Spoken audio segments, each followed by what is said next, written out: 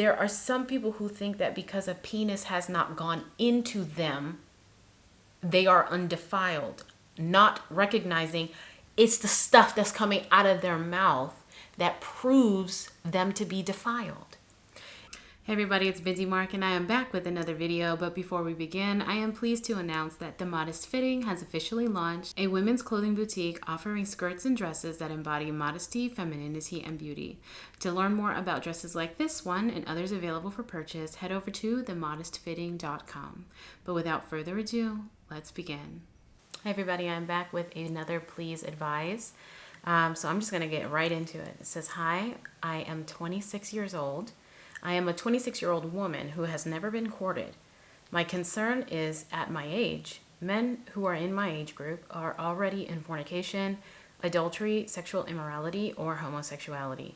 Even though I have never been courted, I feel like if I ever do come across a man in my age group, I will be very suspicious as to why he is not married yet, due to the understanding of male nature and how they are wired biologically. I am aware that men have needs, especially if he is in my age group. Majority of men are not able to make it to this age without engaging in the above sins I mentioned: fornication, adultery, sexual immorality, or homosexuality. My concern is I am stuck in the age group where sexual purity is gone at this point. It's either the man is married or is in straight sin. I find that if you're not married at an early age where virginity is kept, right out of high school or early 20s, then I will have to be left with a man who is in fornication, had kids out of wedlock, or is a down low homosexual, struggles with porn and masturbation as a release, or they are married and looking. Although I've never been courted, I come across men who impregnated women and never married them, porn watchers, down low, married men trying to talk to me, fornicators, and it's very discouraging. These are all red flags. The only good prospect that may be out there for me as godly men is most likely a man that has already been married but has divorced due to the 2 reasons stated in the Bible that allows for divorce. And that is a woman who cheated on him or who is an unbeliever, which is very rare considering that if a man is of God, he will have great discernment on who his wife is and who is not. Finding a 26-year-old virgin is not a thing unless he is a homosexual low-key. The only other options are sinners. I have been to various churches and still no man. My last experience with a man in my age group was not good. Just so you can understand how bad it is out here, I had a man in my age group 20 days after he got married to his beautiful wife. He got my phone number from his wife's grandmother. I can't remember if she was the grandmother or the great aunt of the wife, but either way, he messaged me and called me. I was in such shock because, as I said, he got married 20 days ago from the time he reached out to me via phone. His wife is very attractive, more attractive than me, and he went out of his way to get my number, which is very disappointing. When I first saw these messages, I didn't know who it was. The only person that had my number was the lady who was the grandmother, and he finessed my contact out of her phone somehow. This was even more disappointing because I wasn't out in the world. All this was stemming from church. My options are few. I desire to have a family and kids, as I do not have any, and I don't believe in fornication. I am a woman that also has needs and desires, but I don't want to settle for red flags of the world, which are unmarried men in my age group. What do you recommend for me? So, I have a feeling I received this after I did the Please Advise, speaking to the young woman who was 25, never had a boyfriend, didn't have any marriage prospects. And I got this letter shortly after covering that topic. And so the question that you have at the end of this letter, I already answered.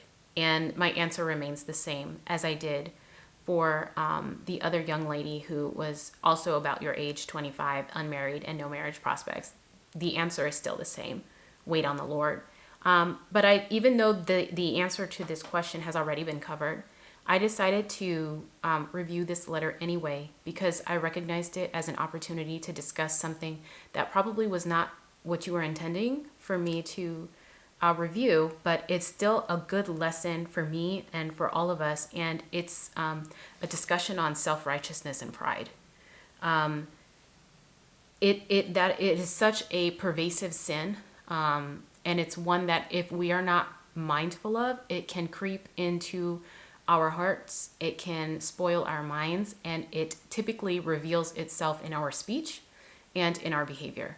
And and I do feel as though I'm picking up on some of that in this letter, and so I wanted to take the time to talk through it and let it be a lesson to me and to you and to all of us to be mindful of a sin that the Lord hates. It's the sin that ultimately caused Satan to be cast out of heaven and to be damned to hell, is pride. God hates he hates pride, and he opposes the one who has a proud heart. And so it's important for us to keep it in mind and to make sure that we harbor no pridefulness in our heart, because of the way that it can spoil our walk with the Lord. So I'm going to go through the letter as I always do. I'm a 26-year-old woman who has never been courted. My concern is, at my age, men who are in my age group are already in fornication, adultery, sexual immorality, or homosexuality. So there's a couple of things. One, I just want to acknowledge that sexual sin tends to be pretty pervasive if a person is not walking with the Lord. And so I'm not going to undermine your statement or act like that's not a real thing, because it is. And it's a really disheartening thing. We see, biblically speaking, that sexual sin, while there is forgiveness and there is room for repentance, it's a sin that's committed against your own body, and it's great sin before the Lord. And biblically speaking, while there is forgiveness for sexual sin, not always are the consequences of sexual sin reversed. And so there's a way that you can walk in forgiveness and also walk in the seeds that you sowed concerning sexual sin. And so it's not something that's a small thing. It's not a light topic. It's something of incredible importance, and we must strive to be obedient to the Lord in this matter and in all matters, but especially in this matter, because we're talking about the body, and sexual sin is the only sin you commit against your own body. And the body is important because the body, the human being, is the image of God. And that's why, and I'm going off on a tangent here, but this is why I suspect that in the Old Testament, a lot of the idols that the nation of Israel served, which we know from scripture in the New Testament, every idol is actually just a demon. It's a demonic entity. I don't think it's a coincidence that a lot of the idol worship in the Old Testament involved sexual immorality. Like much of the worship of demons and idols required the desecration and the destruction of the human body. Why? Because Satan hates God. And one of the ways, so like, you know what, let's take it in just human terms. If, for instance, people are upset with the government, what people will do sometimes is they will deface a monument or they'll deface a statue. Is it that they're actually mad at the statue? No, they're mad at what the statue represents. So if it's a person, they may break the nose off of the statue. They may, break the arms off. They may spray paint the face. They're not actually trying to attack the statue. They're trying to attack what the statue represents. In the spiritual realm and even in the physical realm, the human being is the image of God. So when Satan and those who follow him, his demons, hate God, what is the way that they can demonstrate that hate? Is by defacing, destroying, and defiling the image or the statue, the image of God. And who is that? Human beings. How do you defile the image of God? Through sexual immorality. There was also times where children would be burned alive. That's another way that you would destroy the body, destroy the image of God. It's all about hatred towards God. And so sexual immorality is not a light thing, because it is a defilement and a desecration against the body. And that is important because the body is part of the image of God. So we actually are not free to just do with our bodies as we will, because bearing the image of God is a profound thing, and we can't just do with our bodies whatever we want. So I wanted to acknowledge that that's a devastating truth, that a lot of people find themselves entangled in sexual sin because it's actually beyond your standing in the marriage market. It's actually a great offense against the Lord, because you as a human being bear his image, and you are marring his image when you abuse your body sexually. The other thing I wanted to point out about your sentence, I'll reread it again just to refresh. I'm a 26-year-old woman who has never been courted. My concern is, at my age, men who are in my age group are already in fornication, adultery, sexual immorality, or homosexuality. All throughout the letter, I circled it each time I found it. You kept referencing my age group, my age group, my age group, my age group, my age group, as if sexual sin is something that affects only the young. And there's an unspoken assumption being made that old men are not sexually lewd or sexually immoral. And I have to tell you, I have to warn you that your assumption about old men being chaste and young men being wild is a bad assumption. It's a very bad assumption. Sin and sexual immorality knows no age. And righteousness, in like manner, knows no age. Growing old does not make someone more righteous. Growing old makes someone more of what they already are. So if a man or a woman, but because you're a woman speaking about marriage prospects with men, if a man is on a path of sexual immorality and he is not departing from it, he is not repenting from it, he is not turning away from it, as he gets older, he will just become more sexually debaucherous. That's it. If a man is on the path of righteousness and the Lord is keeping him and preserving him and watching guard over him and strengthening him, as he gets older, he will just go from strength to strength. He will just become more and more righteous. Age is not the factor that determines whether someone is pure or filthy, whether they're clean or unclean. The determining factor is, does the person belong to the Lord or do they not belong to the Lord? Are they legitimately and authentically walking with the Lord, or are they not walking with the Lord? That's the determining factor, not the age. And so I have to call that out, because it appears as though it's an assumption that you're making that young men are buck wild and old men are docile and self-controlled and self-contained. And I'm trying to give you a heads up that that's not reality. That's not reality. Even though I have never been courted, I feel like if I ever do come across a man in my age group, I will have to be very suspicious as to why he is not married yet, due to the understanding of the male nature and how they are wired biologically. I'm aware that men have needs, especially if they are in my age group. Majority of men are not able to make it to this age without engaging in the above sins I mentioned. Again, fornication, adultery, sexual immorality, or homosexuality. My concern is I am stuck in the age group where sexual purity is gone at this point. Well, let me keep going. It's either that a man is married or in straight sin. I find that if you're not married at an early age where virginity is kept right out of high school or early 20s, then I have to be left with a man who is in fornication, had kids out of wedlock, is down low, homosexual, struggles with porn and masturbation as a release, or they are married and looking.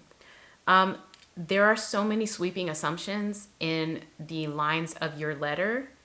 Again, I think that you have, for whatever reason, I don't know if it's that it's the content that you're consuming maybe on social media, or if it's family values that have been taught to you, but it's clear to me that you ascribe a level of condemnation and wickedness to young men, but you hold old men on a pedestal for righteousness and ethic behavior and self-control. And I'm, as someone who is neither young nor old, I'm right in the middle, and having therefore a view of both sides, of both young men and old men.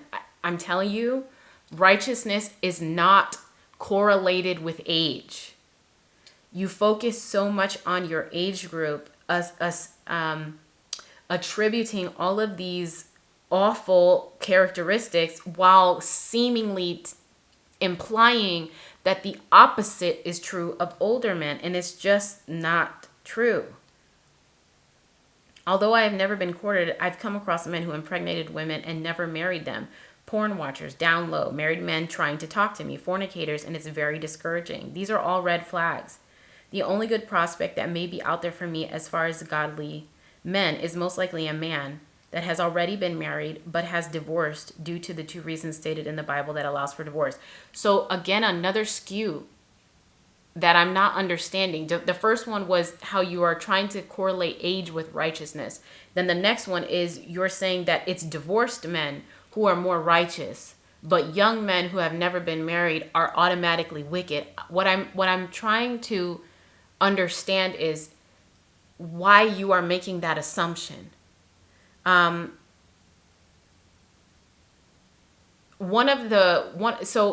remaining pure as an unmarried person is very challenging. I think the only thing that's more challenging than remaining pure as an unmarried person is someone who has been married and had regular sex and now has to go back into celibacy. And that's a reality that you don't seem to really understand, because you're saying that it's the unmarried men who are the most licentious, but likely a divorced man will be more righteous, when in reality it's harder to it's easier to have never had sex and continue never having sex than it is to have sex because you're married and have a regular sex life and then due to divorce be cut off cold turkey. That's even harder. So many people who are divorced struggle with sexual purity just as much as the unmarried and the never married people, and likely even more so because they've had their appetite whet with sexual fulfillment. So that's why this is I'm having a hard time understanding these assumptions that you're making about divorced men versus never married men. And I don't, and that's why I'm saying, is this something that's being taught to you? Is it the content you're consuming on social media? Are these attitudes and belief systems that you inherited from maybe the women in your family? Where is this coming from? Because it isn't based on real life. And you've said that you've never been courted by a man, so I know you don't have experience with men. And it's being proven again that you don't have experience with men because this is just not true. This is not true. So that's why I'm challenging you to question, where are you getting your information from? Because it appears that source of information, one, is false, and two, it's skewing your worldview. It's skewing the way that you see the world and the men in it. And it's concerning because it's not being skewed towards truth, it's being skewed towards falsehood, and that's dangerous. When you operate off of something that's false but you make real decisions based on it, then you end up with outcomes that you weren't expecting, but it's because you had faulty information to begin with.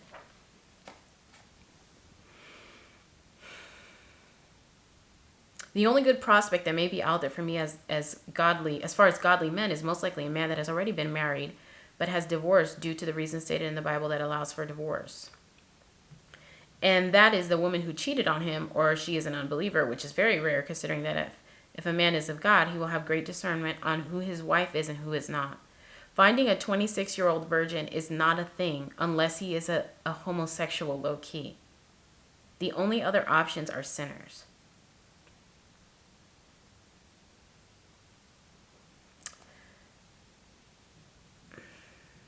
I'm also wondering if you have been deeply affected or hurt by someone who feigned interest in you only for you to learn that their interests were not really with women, because you have a very strong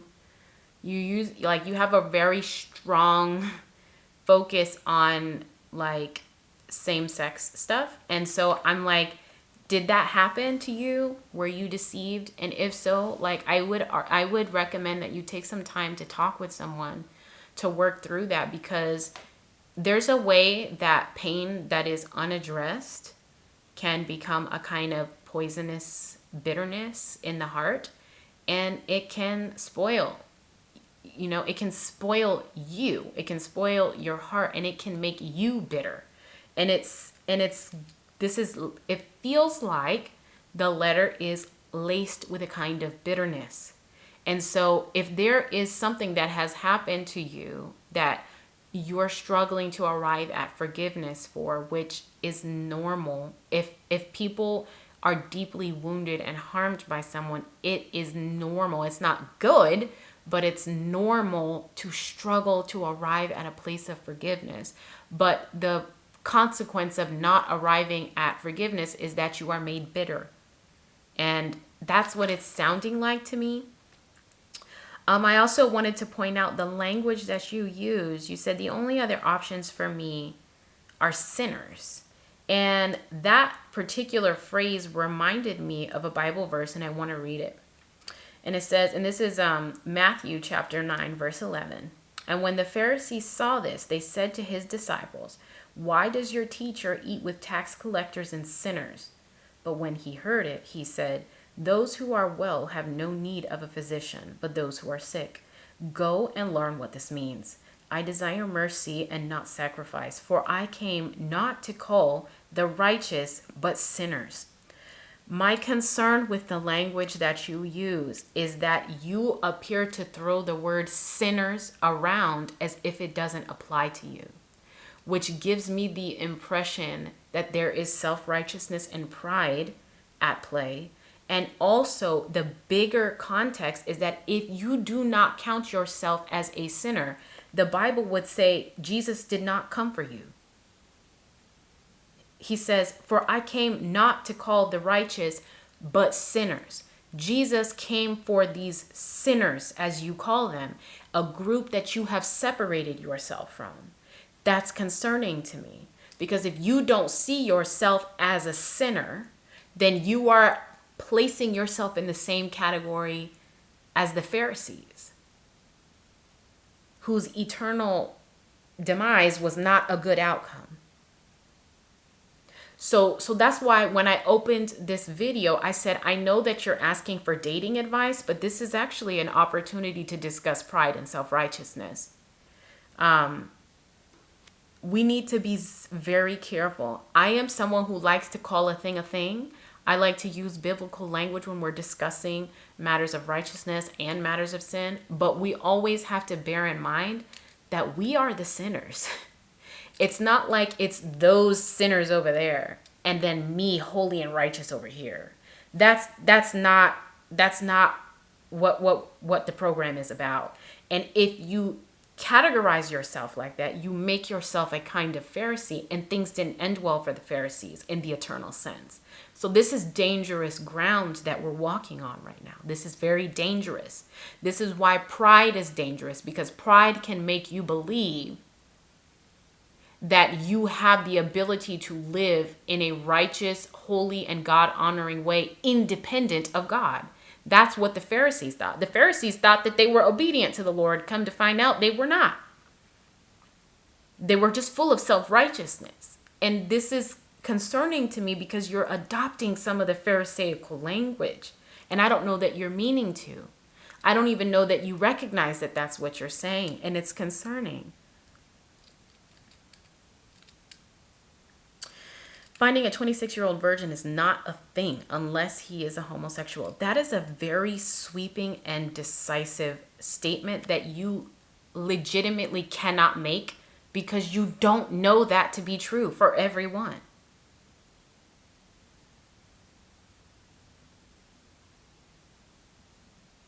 Even with the experience, the very limited experiences you have had, because you have said repeatedly, I've never been courted by a man. So you have very limited experience with men, but you have made such awful sweeping statements about men.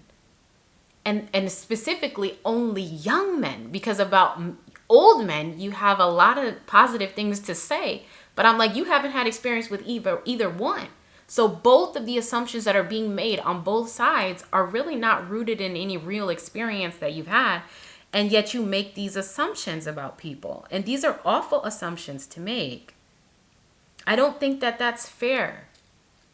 I really don't think that that's fair. And what I will say in your defense is that, I used to have really negative opinions about men as well. because of just a lot of the awful things that I saw around me, things that I witnessed and observed in my family with some of the male figures. And so I just had a really low opinion of men. And it wasn't until later in life that I got around a lot of Christian couples and families that many of these men shared stories about how they were chaste until they were married. And I don't think that they were lying. Now, is that the norm? It's probably not. But what I'm saying is it's a storyline that's true for a lot of people. Maybe not the majority, but there are many men who do live in purity before the Lord. Maybe not in perfect sinlessness, but I personally know a handful of men who were virgins on their wedding night. And so even though it's not me that you're talking to, I feel offended on their behalf because I'm like, this is an unfair assumption to make about a man purely because he is young. That's not fair. It's disrespectful to men who are doing their best to walk before the Lord and who are not just doing their best, but they're succeeding and they are saving themselves. And so I feel offended for them because of the things that you're saying. The only other options are sinners. We've already discussed how that comes across as very pharisaical.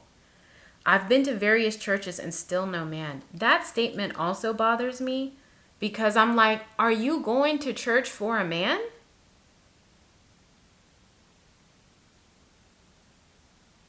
I thought we go to our Father's house to be with our Father.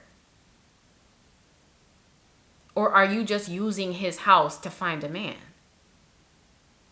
And that's concerning to me too.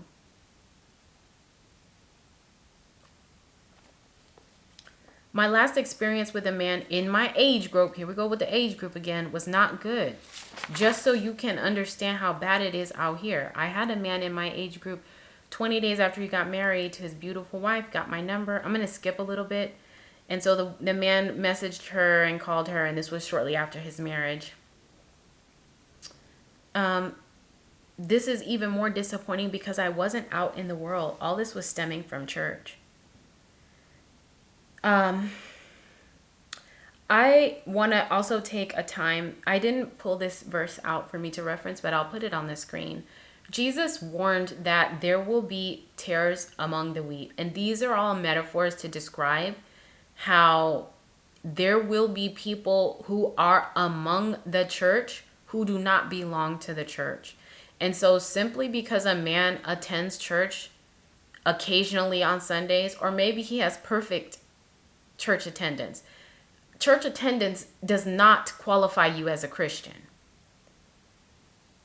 I know many people who go to church every Sunday, or they did up until the pandemic, and they would count themselves as Christians, very religious, but I suspect that they don't actually know the Lord. Right? So perfect church attendance is not what qualifies a man as actually belonging to the Lord. It's a life of obedience that does. And again, I have to state this so there's no confusion. Obedience is not a requirement for salvation, but obedience is the result of salvation. Right? There's somewhere in the book of John, it's like, if you know God, you can't keep on sinning. And if you keep on sinning, it's because you don't know God. Obviously, sinless perfection is not a thing in this life, but there's a difference between, you stumble into sin, but you get right back up and you get back on the path versus just living a life of debaucherous sin. You can't do that and know God at the same time. So when you said, oh, this is stemming from church, I'm personally not surprised about that.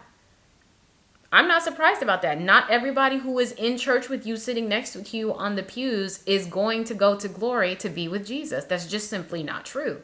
And we know it's not true because Jesus warned about this, that there will be tares among the wheat and goats among the sheep, people who are not really of the faith, but they rub shoulders with people who are. So don't let this be surprising to you. Simply just because a man is in church does not make him a Christian. Even you, even me. Going to church is not what qualifies us as a Christian. We could go to church every Sunday. We could be like the Pharisees in temple every Sabbath and still be going to hell. That's why pride is very dangerous, because it's at the root of it is self-deception. You can deceive yourself into believing that you are very zealous for God and still be on the way to hell. That's scary. So church attendance is not the standard of if someone is truly belongs to Jesus. Obedience is a heart that's willing to obey. You said, my options are few. I desire to have a family and kids, as I do not have any, and I don't believe in fornication. I'm glad that you don't believe in and nor practice fornication. I'm not certain about my options are few, because that sounds very self-centered. And what I mean by self-centered is you think that what's going to make this thing happen is you and your efforts. And I am a believer that this, among all of life's happenings, is really within God's sovereignty and control. And so it's you centering yourself. That's why I'm saying self-centered. It's you centering yourself at whether or not this is going to succeed or fail is wrong positioning in my mind. My options are few. It's not about what your options are. It's about what God's will is, and he will bring about his will. So I think you need to remove yourself from the center and let the Lord take his rightful place at the center. You're not the main player. You're not the main character of this movie. It's God. I am a woman who also has needs and desires, but I don't want to settle for red flags of the world, which are unmarried men in my age group. There's my age group again. What do you recommend for me? My recommendation to you is the same recommendation I had for the other young lady who was in your situation. But going back to, just the temptation to pride and self-righteousness. I wanted to bring out something else while I was reading your letter. Again, I think that one phrase really stuck out to me. You said the only other options are sinners. Finding a 26-year-old virgin is not a thing unless he is a homosexual. The only other options are sinners. It reminded me of a passage in Luke chapter 18, and it reads, 2 men went up into the temple to pray, one a Pharisee and the other a tax collector. The Pharisee, standing by himself, prayed thus, God, I thank you that I am not like other men, extortioners, unjust, adulterers, or even like this tax collector. I fast twice a week. I give tithes of all that I get. But the tax collector, standing far off, would not even lift up his eyes to heaven, but beat his breast, saying, God, be merciful to me, a sinner. I tell you, this man went down to his house justified rather than the other. For everyone who exalts himself will be humbled, but the one who humbles himself will be exalted. And I just have to reiterate again, please resist the temptation of going down the path of a Pharisee where you say those sinners, thank God I'm not, you said, what is the way you described it? My concern is that my age men who are in my group are already in fornication, adultery, sexual immorality, or homosexuality. You repeated that again and again. Majority of men are not able to make it to this age without engaging in the above sins: fornication, adultery, sexual immorality, homosexuality. My concern is I'm stuck in my age group where sexual purity is gone at this point.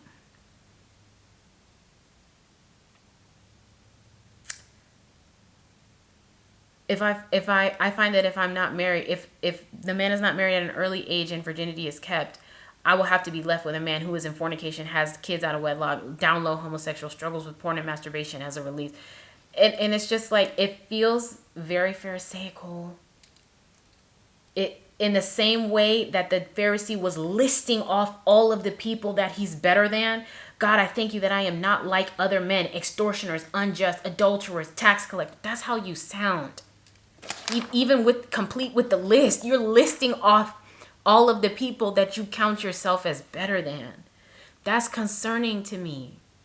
It's very scary for me to listen to you talk like this because of what it might mean about your standing before the Lord. The Pharisees didn't fare well in the grand scheme of things, and I'm concerned because of how much you parallel them. Another thing, again, that phrase, another verse that came to mind, this is in Philippians chapter 2, verse 3. Do nothing from selfish ambition or conceit, but in humility count others more significant than yourself.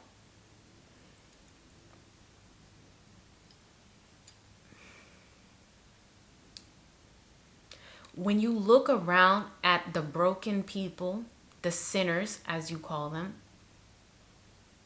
instead of looking at them as an opportunity to see someone who's less than you that can make you feel good about yourself because you're not like, how did the Pharisees say it? Because you're not like those other men, extortioners, unjust, adulterers, and tax collectors, or in your language, I'm not like the fornicators, the adulterers, the sexually immoral, the homosexuals. Instead of looking around at the brokenness of the people around you and seeing something less than that you can step on to make yourself higher, the Bible would advise that we look at others as more significant than ourselves. And I would really encourage you to start doing that, or at the very least asking the Holy Spirit to give you a better view of yourself. Because what I have found in myself and in others is that when I am struggling with pride, or when I see other people struggling with pride, what's typically at the root of that is you cannot see properly. You are not able to see yourself. Because when you rightly, and you know how you can see yourself is by spending time with the Lord. Because there is no way that you can walk in step with the Holy Spirit without beginning to understand how far below the standard of holiness and righteousness that we are at. You can't do it. The closer you get to God's holiness, the more you understand that you're not holy. That's why when Moses was approaching the burning bush, he had to take off his sandals because he was on holy ground. There's no way that you can get closer to God without understanding your lack of holiness. It's the same thing with Isaiah. When the prophet Isaiah was talking to the Lord, he said something, I have to look up the verse, but something about like, I have unholy lips. There's no way that you can get proximity to God. Job, when Job was going through his testing and the Lord finally got him together towards the end of the book, he said, I'm going to shut my mouth. Because there's no way that you can get close to a holy God without also recognizing your own unholiness. So if you think yourself holy, it's likely because you are quite far from him. And you're not seeing yourself rightly. So that's why I would say spend time with the Lord, read his word, pray, ask him to give you eyes to see yourself rightly. Because if you do that, the result is going to be that you're going to see how unholy you are and how much you need and rely on the holiness of Jesus Christ.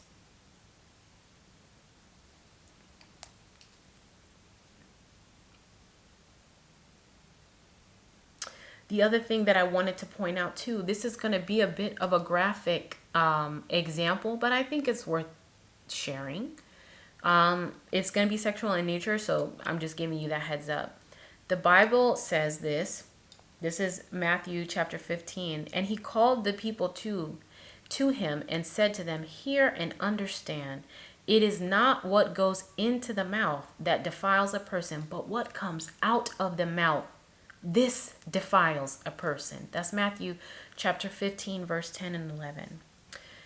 There are, and again, this is where, excuse the example. There are some people who think that because a penis has not gone into them, they are undefiled, not recognizing it's the stuff that's coming out of their mouth that proves them to be defiled. And I think that there's a temptation here that because you have walked in purity before the Lord, which is good, which is obedient, and I commend you for that, and I'm grateful that the Lord has kept you. But what I think there is a temptation here that you're believing that because something has not gone into you, you are clean. But it is the words that are coming out of you that I'm like, ma'am, I'm not certain about that. I'm just not certain.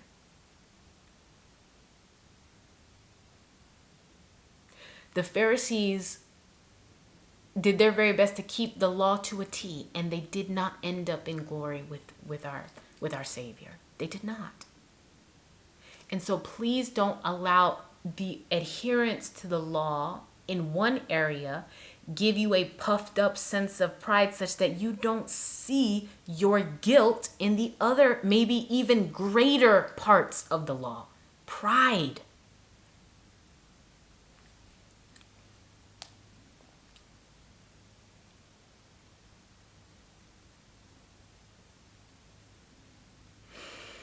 And the last verse that came to mind that I wanted to review too, this is Matthew chapter 7, verse 3 through 5. Why do you see the speck that is in your brother's eye, but do not notice the log that is in your own eye? Or how can you say to your brother, let me take that speck out of your eye, when there is a log in your own eye? You hypocrite. First take the log out of your own eye, and then you will see clearly to take the speck out of your brother's eye. I think just like you, all of us have a tendency to be able to see the shortcomings of others with laser focus, but be blind to what is blaringly and glaringly sinful about ourselves. And I feel like there's a portion of that going on here. You're keenly aware of the failings and the shortcomings of your fellow brothers and sisters, but you don't see it in yourself. You don't see the sin that you have before the Lord. And again, this is where spending time with the Lord, because that intimacy with him will cause you to see how unholy you are, how unholy I am, such that we'll be able to start confessing sin and asking for help to repent from it.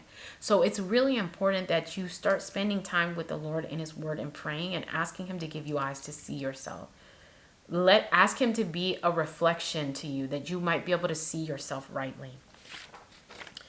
Then the last thing I wanted to point out too is I kind of touched on it briefly in the beginning, that you have this idealized, almost romanticized version of older divorced men and a very low opinion of never married young men. And I just wanted to take time. This is less about a biblical insight and just more an observation that I have made over the years, and just some advice coming from me, not from the Bible. I think that there is a way that women who did not grow up with present fathers can, or like either the dad was not there or the dad was very passive such that he might as well have not been there, or, whatever. They just didn't have a strong male figure in their life. There is a way that sometimes women can fall prey to idealizing and romanticizing the idea of being with an old man. Now, this is not me making a critique of age gap relationships. Do what you want to do. What I'm talking about is the tendency that I see in young women to idealize, romanticize, and fantasize about being with old men, because what they're doing is they're looking for an idealized version of dad in a romantic partner. And so all the things that they would hope and dream that their father would be, they'll attribute that to old men, because that's a little closer to being a dad-like figure. You can't, if you're looking for dad, you'll have disdain for men who are the same age as you, because a man who is 26 can't be your dad, but a man who's maybe 45 or 50, he's kind of like your idealized version of dad. And so I just want to, I don't know if that's your situation, but I'm picking up on this thing that I have observed about young women is a lot of women who have some unresolved issues will idealize and romanticize this notion of being with an older man. And sometimes that works out and sometimes it doesn't. And I don't think it's the age that is good or bad. It is quite literally character. And character is not a function of age. Being old does not make you righteous. Being young does not make you righteous. Being old doesn't make you wicked. Being young doesn't make you wicked. Authentic walking with the Lord is what produces righteousness. Timothy was a very young man and yet full of the Spirit. And he was a young man. And Paul said, don't let anyone discredit your testimony or even your position because of your age. Don't do that. So there is a way that young men can be righteous, just like there is a way that old men can be righteous. The factor is the righteousness and the obedience to the Lord, not the age. And so I want to warn against that. I've seen that. If you want to marry, and I think I wrote this down. I said, if you just want to marry an older man, do that. You don't have to denigrate young men to serve as your justification to feel justified in doing so. If you just want to be with an older man, then be with an old man. That's your decision. That's your decision. You don't have to speak so dishonorably about men who are the same age as you to feel justified to do that. If you just want an older man, then get you one, girl. Okay? So I know that that's not the feedback that you were expecting, but the reason I didn't answer your question specifically is because I have already answered it in the previous video, and also because I felt like this would be a good opportunity to talk about the temptation to pride and self-righteousness that we all have. We all have this ability to do this, myself included. And so we have to be so mindful to walk with the Lord closely enough that we're close enough to know that we're loved and we're forgiven and that repentance is available and that the Lord has a plan already in place for our redemption. And also we walk with the Lord closely so that we can understand that he is holy and we are not. That he is perfect and we are not. That he is the one who is entitled and deserving to all glory and blessings and good things. We are not. We are not. We are the sinners that he came for, not those sinners over there. Thank God I'm not like the sinners over there. No, we're not Pharisees. That's not what we're doing. We are the sinners that he came for. And we were saved by grace, and we get to put on his righteousness. It's not ours. We are not righteous in and of ourselves. That's the Lord putting that righteousness on us. And if we lose sight of that, we make ourselves vulnerable to the development and pride and self-righteousness, which produces a harvest of death. So I hope that you can hear that. If you in the comment section, and the viewers have feedback, please leave it in the comment section. Let's not dogpile, because we don't want to cast stones. We don't want to be judgmental like the Pharisees were judgmental. That's not what we're after. We can speak the truth. And we can speak it in love. We're going to speak the truth, though. But also share if you have had struggles with pride and self-righteousness, too, and how the Lord brought you out of that. Were there particular verses that you read that helped you to come back from that reminded you of your actual standing before the Lord, where he is holy and we are not. But as always, thank you for tuning in, and I will see you next time.